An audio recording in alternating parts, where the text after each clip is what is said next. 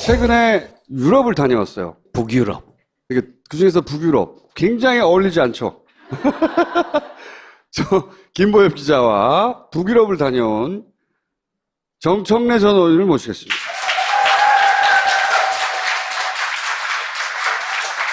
여러분 안녕하십니까. 이 시대의 참 국제 정치인 정청래입니다.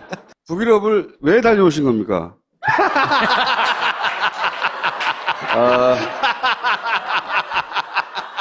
김보엽 기자도 여기서 사진을 찍었는데 제가 찍어줬어요. 그걸 올리려다가 내 중심으로 제 걸 올렸는데 여기는 스웨덴의 단골 사진 촬영지래요.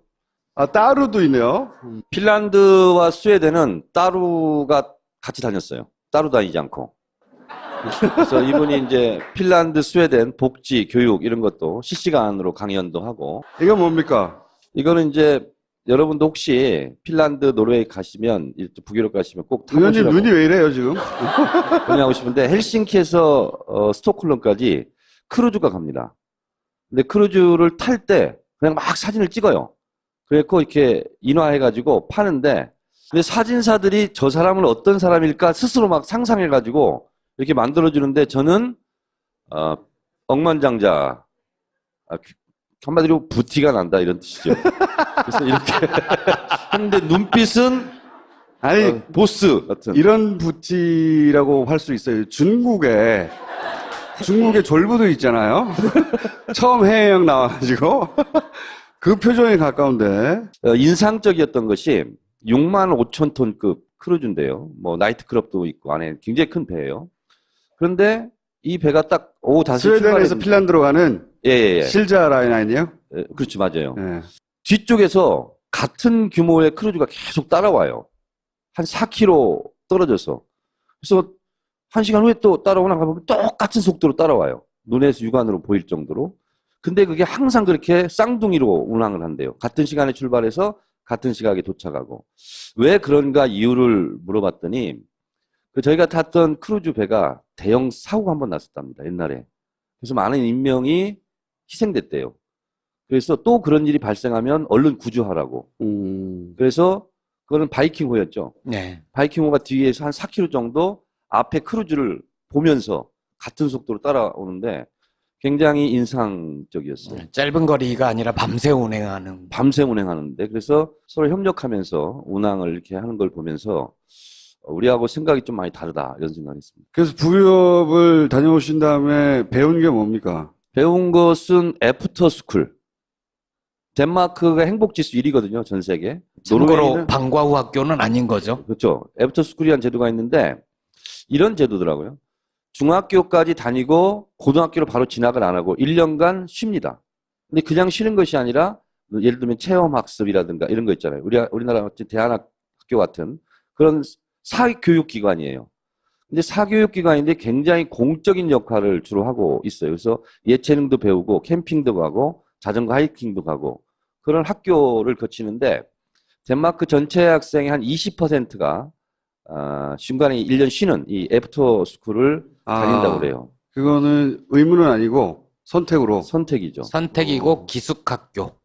거기서 먹고 자고 하면서 자기 미래를 한번 생각을 해보는 거죠. 스웨덴에 갔더니 실제로 지금 거기도 복지 정책을 어떻게 하면 더 잘할까, 어떻게 하면 레벨업을 시킬까 굉장히 고민을 많이 하고 있었는데 실험을 하나 하고 있더라고요. 2,000명을 국민 2,000명을 무작위로 추출해서 그분들에게 한 100만 원 정도를 줘요. 아, 거기는 핀란드, 스웨덴.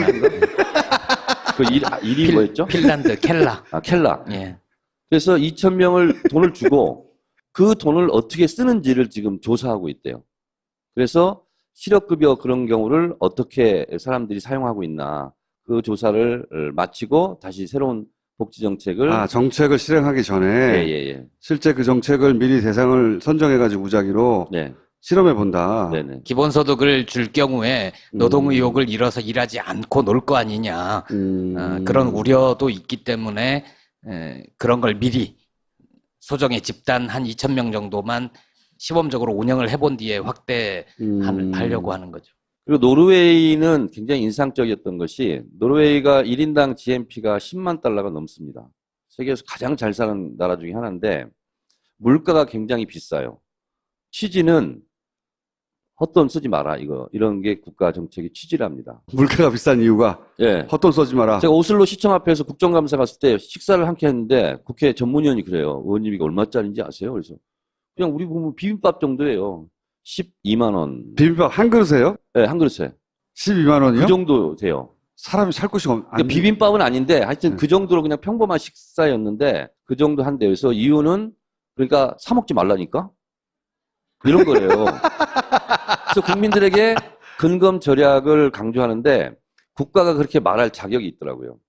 뭐냐면 노르웨이가 석유 매장량이 아마 탑5 안에 들 겁니다. 전 세계적으로. 석유를 안 파요, 지금. 그 이유를 물었더니 미래 후세대들을 위해서 지금은 안 판다. 이런 거예요. 그걸 누구한테 들으셨어요, 혹시? 식당 주인한테 들은 거 아니에요? 가이드한테 들었어요.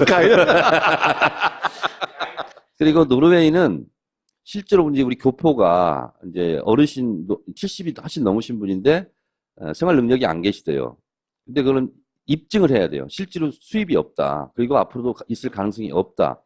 이거 서류를 수십 가지를 이렇게 제출을 하고 증명을 하는 과정이 필요하대요. 그래서 한인 회장이 그걸 막 도와줬더라고요.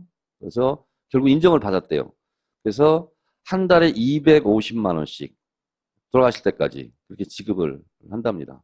경제 능력이 없다는 걸 입증하고 나면 네네. 노년층이 의원님이 전직 의원 자격으로 스웨덴 집권당의 현직 의원과 1시간 정도 간담회를 했거든요. 대단히 인상적이었던 게 우리 늘 복지 얘기하면 보편 복지, 선별 복지 이 논쟁이 있잖아요. 필요한 사람만 주지 왜 이건희 손자한테도 주냐 뭐 이런 얘기가 있잖아요. 그래서 스웨덴에서는 그런 논쟁이 없었냐 과거에. 그랬더니 이 양반이 한 50이 넘은 분인데 60이 넘어 보이던데. 아 그러던가요? 근데 이분이 그런 논쟁이 자기가 정치인으로 있었던 시절엔 없었고 지금도 간혹 그런 주장을 하는 사람들이 있긴 하지만 전혀 공감을 얻지 못한다. 정신 나간 소리. 예, 정신 나간 소리 하는 사람 취급을 받는다고 그러더라고요. 우리 지금 이제 문재인 대통령이 공약한 것 중에 아동수당 지급하겠다 이렇게 했지 않습니까? 스웨덴은 이미 시행하고 있는데요. 16세까지 월 15만 원을 주는데 부모한테 안 주고 직접 학생 통장에 직접 꽂아준답니다. 국가에서. 그러니까 이제 그 돈을 모아서 뭐 여행도 가고 뭐 자전거도 사고 뭐 취미활동도 하고. 용돈을 국가가 주는 거네요, 그러면. 그렇습니다. 15만 원씩 16세까지. 그리고 아이가 늘어날수록 그 액수가 많아지고. 짭짤한데? 그리고 저는 좀 관심이 있었던 게 안철수 의원이 새정치 들고 나오면서 국회의원 수를 줄이자 그런 얘기 했었잖아요. 별로 공감을 못 받았지만. 그래서 제가 국회의원 숫자를 물어봤습니다. 스웨덴 국회의원. 근데 384명? 349명. 정확하게 하나도 없어. 350명 정도 되는데 인구 1000만입니다. 근데 우리는 5000만이잖아요.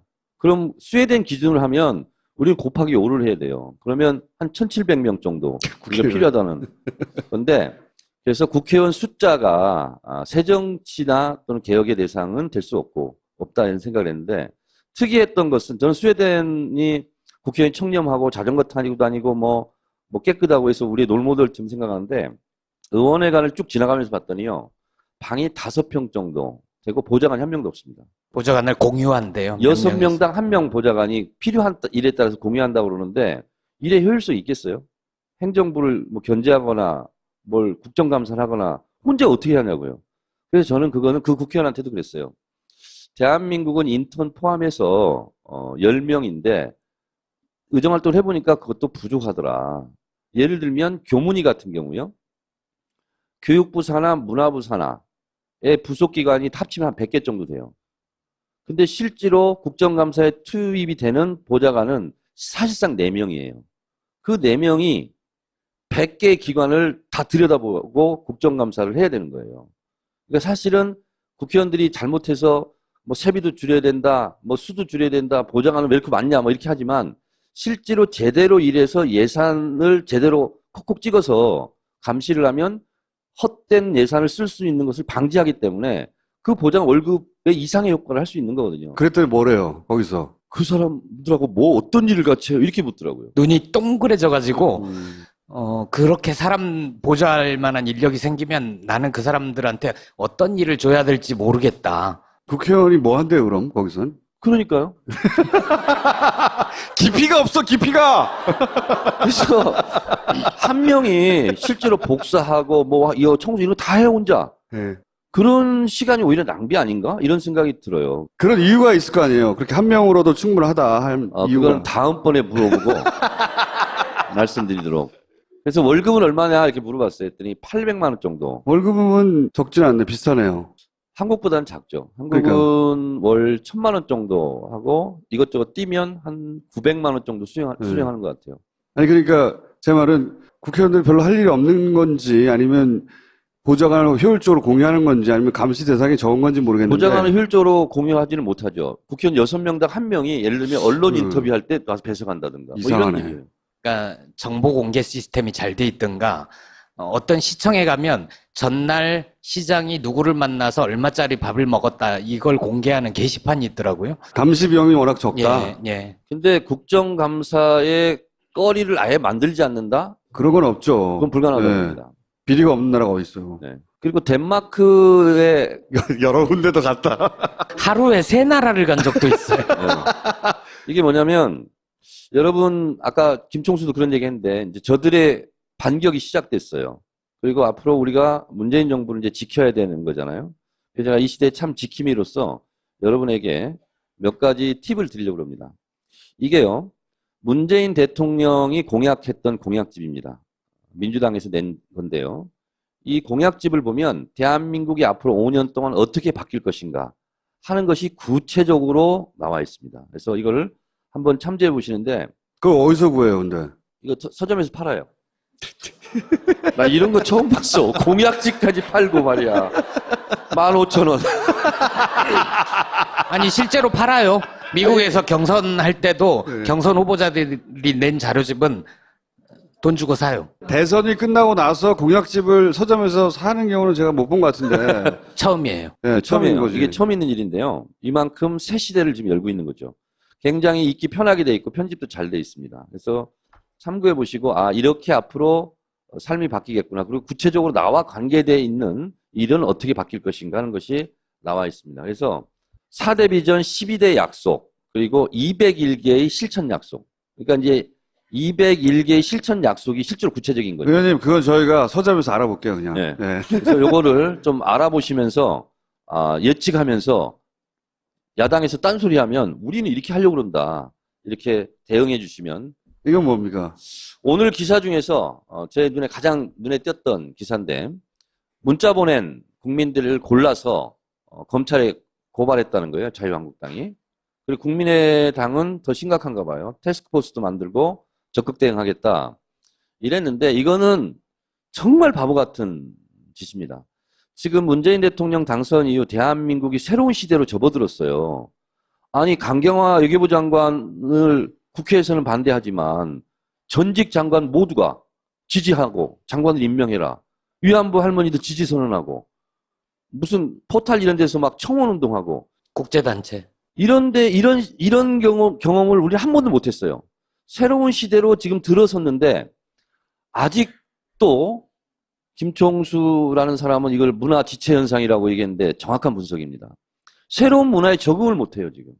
그리고 표를 주는 유권자인 국민과 전쟁을 하겠다 이거거든요. 그 전쟁에서는 백발백중 집니다. 그런 거는 백전백패라고 하지 않나요? 압축 요약하면 백전백패라고 그러죠. 백발백중은 이렇게 잘 싸서 맞춘다는 거 아닙니까? 지금 시차 적응이 안 돼서 그래요. 그래서 실제로 문자 폭탄을 보내는 것은 정치인들입니다. 의정활동 자랑질 하려고 수만 통씩 보내요. 그게 폭탄이에요. 그리고 선거 때 뽑아달라고 문자 제일 많이 보내는 게 국회의원들이거든요. 근데 국민들이 문자 한 명씩 보내는 거지 않습니까? 그걸 가지고 기분 나쁘다고 고발하고, 물론 욕설은 좀 보내지 마세요. 그건 좀 빌미가 되니까. 정당한 국민의 의사표현인데 이거를 법으로 때려잡겠다? 성공할 수 없는 바보 같은 짓이라고 생각합니다. 그래서 들어가시면 됩니다. 저는 갈 시간이군요. 감사합니다. 모마, 미안해. 난 다르다고 생각했는데 나도 어쩔 수 없는 면역 과민 반응인가 봐. 그럼 어서 알렉스를 불러. 알렉스! 면역 과민 반응엔 알렉스. 면역 균형을 맞춰주마. 달혜야, 고마워. 달의 추출물로 만든 알렉스는 면역 과민 반응에 도움을 줄 수 있습니다. 알렉스, 딴지마켓에 있습니다. 엄마! 가글 했는데 입에서 뭐가 나왔어! 그거 올리덴탈 체크 가글이라 그런겨. 지금 쓰고 있는 가글, 사용 후 확인해 보셨나요? 무색소, 무알콜, 무계면 활성제의 올리덴탈 체크 가글은 쉽게 나온 입안의 이물질을 눈으로 확인할 수 있습니다. 딴지마켓에서 판매 중입니다. 근데 크루즈를 탈 때 그냥 막 사진을 찍어요. 그래서 이렇게 인화해가지고 파는데, 근데 사진사들이 저 사람은 어떤 사람일까 스스로 막 상상해가지고 이렇게 만들어주는데, 저는 억만장자, 한마디로 부티가 난다 이런 뜻이죠. 그래서 이렇게 했는데 눈빛은 아니, 보스 같은. 이런 부티라고 할 수 있어요. 중국에 졸부도 있잖아요.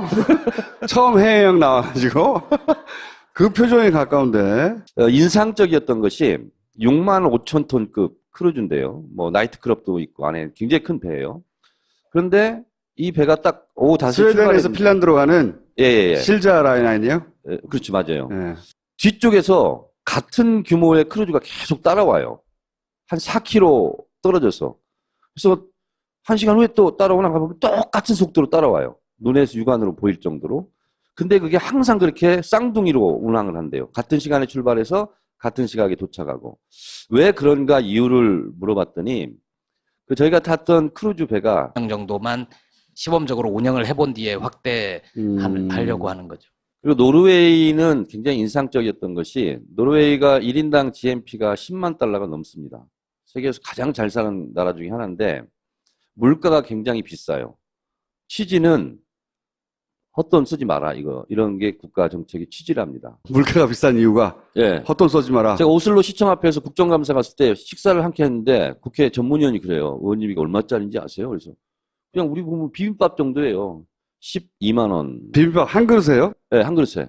12만 원이요? 그 정도 돼요. 사람이 살 곳이 그러니까 비빔밥은 아닌데 하여튼 그 정도로 그냥 평범한 식사였는데 그 정도 한대요. 그래서 이유는 그러니까 사 먹지 말라니까?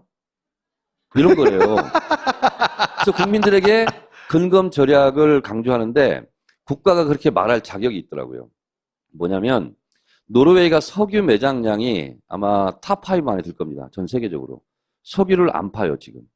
그 이유를 물었더니 미래 후세대들을 위해서 지금은 안 판다, 이런 거예요. 그걸 누구한테 들으셨어요, 혹시? 식당 주인한테 들은 거 아니에요? 최근에 유럽을 다녀왔어요. 북유럽. 이게 그중에서 북유럽. 굉장히 어울리지 않죠? 저 김보엽 기자와 북유럽을 다녀온 정청래 전 의원을 모시겠습니다.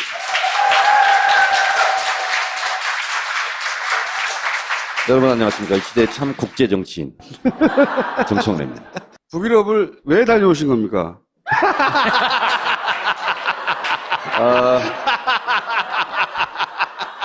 김보엽 기자도 여기서 사진을 찍었는데 제가 찍어줬어요. 그걸 올리려다가 내 중심으로 제 걸 올렸는데 여기는 스웨덴의 단골 사진 촬영지래요.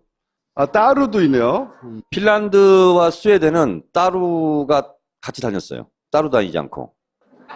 그래서 이분이 이제 핀란드, 스웨덴 복지, 교육 이런 것도 실시간으로 강연도 하고. 이건 뭡니까? 이거는 이제 여러분도 혹시 핀란드, 노르웨이 가시면, 북유럽 가시면 꼭 의원님 타보시라고 눈이 왜 이래요, 지금?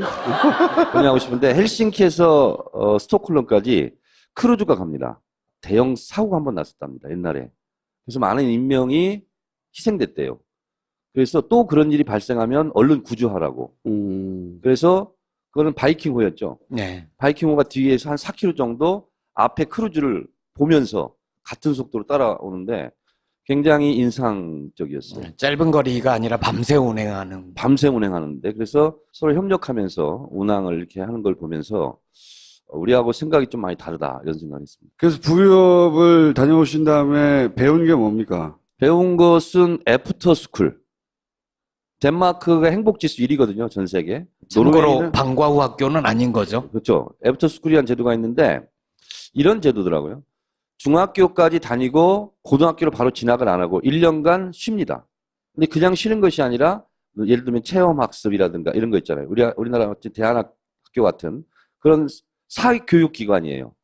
근데 사교육기관인데 굉장히 공적인 역할을 주로 하고 있어요. 그래서 예체능도 배우고 캠핑도 가고 자전거 하이킹도 가고 그런 학교를 거치는데 덴마크 전체 학생의 한 20%가 중간에 1년 쉬는 이 애프터 스쿨을 다닌다고 그래요. 그거는 의무는 아니고 선택으로. 선택이죠. 선택이고 기숙학교. 거기서 먹고 자고 하면서 자기 미래를 한번 생각을 해보는 거죠. 오. 스웨덴에 갔더니 실제로 지금 거기도 복지 정책을 어떻게 하면 더 잘할까, 어떻게 하면 레벨업을 시킬까 굉장히 고민을 많이 하고 있었는데 실험을 하나 하고 있더라고요. 2,000명을 국민 2,000명을 무작위로 추출해서 그분들에게 한 100만 원 정도를 줘요. 거기는 핀란드, 스웨덴. 그 일이 뭐였죠? 핀란드, 켈라. 켈라. 예. 그래서 2,000명을 돈을 주고 그 돈을 어떻게 쓰는지를 지금 조사하고 있대요. 그래서 실업급여 그런 경우를 어떻게 사람들이 사용하고 있나 그 조사를 마치고 다시 새로운 복지 정책을 정책을 실행하기 전에 예. 실제 그 정책을 미리 대상을 선정해가지고 무작위로 네. 실험해 본다. 네네. 기본소득을 줄 경우에 노동 의욕을 잃어서 일하지 않고 놀 거 아니냐. 그런 우려도 있기 때문에 그런 걸 미리 소정의 집단 한 2,000명